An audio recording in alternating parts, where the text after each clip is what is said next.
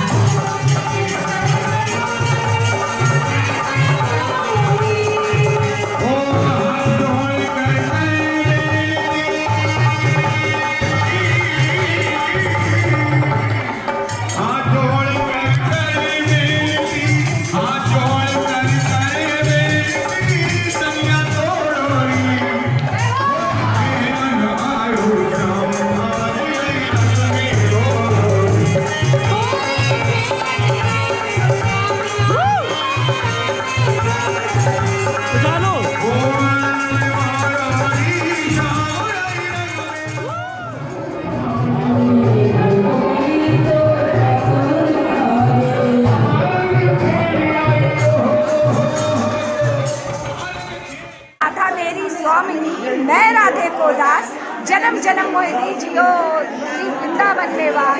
सब द्वारन को छोड़ के मैं आई तेरे द्वार, रानी मेरी ओर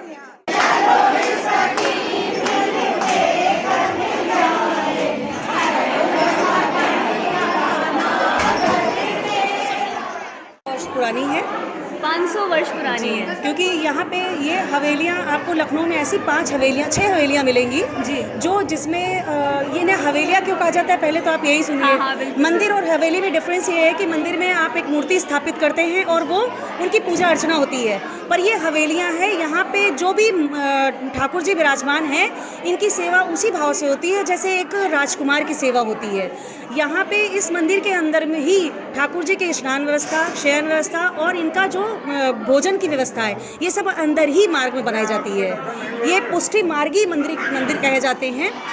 यहाँ पे बाहर का कोई प्रसाद नहीं आता है। यहाँ पे 5 सेवकी नित्य ठाकुर जी की सेवा में रहते हैं और यहाँ पे 7 दर्शन होते हैं समय समय पर। पहले सुबह मंगला होती है, फिर श्रृंगार होता है, राजभोग होता है, ग्वाल होते हैं, उत्थापन के दर्शन होते हैं, फिर उसके बाद शयन आरती आती है।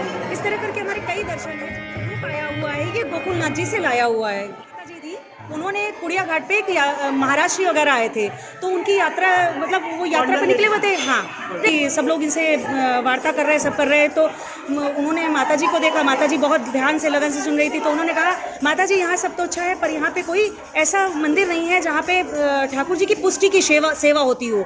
मंदिर तो बहुत है, पर हवेलियाँ नहीं है यहाँ, क्योंकि हाँ, हवेली का भाव लखनऊ में नहीं था पहले। हाँ। तो फिर उन्होंने कहा कि मैं चाहता हूँ कि यहाँ पे पुष्टि मार्ग की सेवा होना शुरू हो।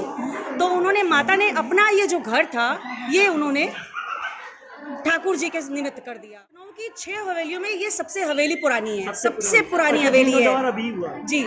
इसका जीर्णोद्धार अभी हुआ है, 8-10 साल हो रहा है करीब। एक शब्द बोला पुष्टि, मीन्स होता है कि जब हम किसी चीज़ को पुष्ट करते हैं, मतलब उनकी सेवा करते हैं इस भाव से कि उसमें जैसे हम एक बालक की सेवा होती है, उस भाव से जब हम किसी चीज़ को करने लगते हैं तो वो पुष्ट हो जाती है। पुष्ट मीन्स होता है एक संपूर्ण होना।